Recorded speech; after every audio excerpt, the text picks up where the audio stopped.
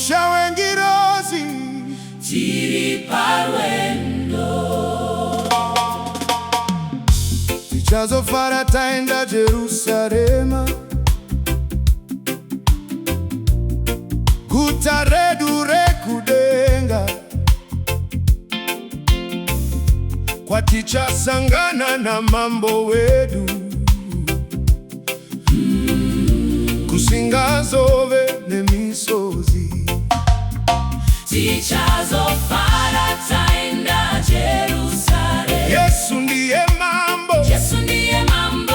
tichaimba nzi yote kukunda, Hosana kuna Yesu. tichagara mumufaro usina peri, mumaoko a Baba vedu, mbiri yose rumbidzo yose ndeya Jesu Kristu.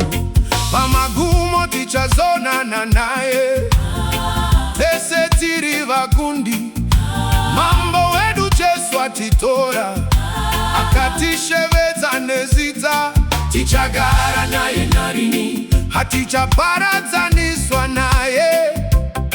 Mumba ya Baba vake mune dzimba zhinji dzekugara, takachengeterwa nzvimbo Na Yesu mambo wedu. gezai nguo dzenyu vana vaishe, Gezai nguo zenyu.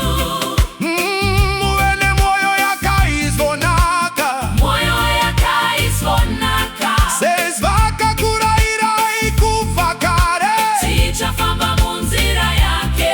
Musava nechinokumanikidza, Simukai muchitenda. tendai kuna Mwari, motendawo kuna Jesu, kusvikira chidzoka kuzotora vana vake. Tichazofara taenda Jerusalema.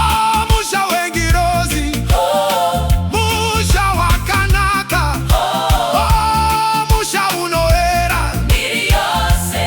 ndeya Jesu. Tichazofara taenda Jerusalema. Haleluya, tichafara. Tichasangana na mambo wedu. Haleluya, tichaimba uva yakwana zvino gwayanaramira pamasuwedenga. Rauya mambo wedu, rauya muponesi, rakazara nekukunda, Simba nekupenya. masimba ose achakotama pasi petsoka dzake, achavuta varanda vake neruoko rwake, sezvinoita munhu achibvisa rukuni muchoto.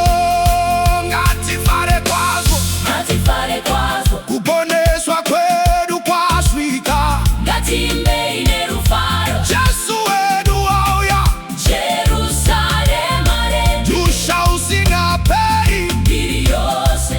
ndeya Jesu. Jerusalema. Tichazofara Tichasangana. na mambo wedu, Haleluya. tichaimba Jerusalema. Tichasangana.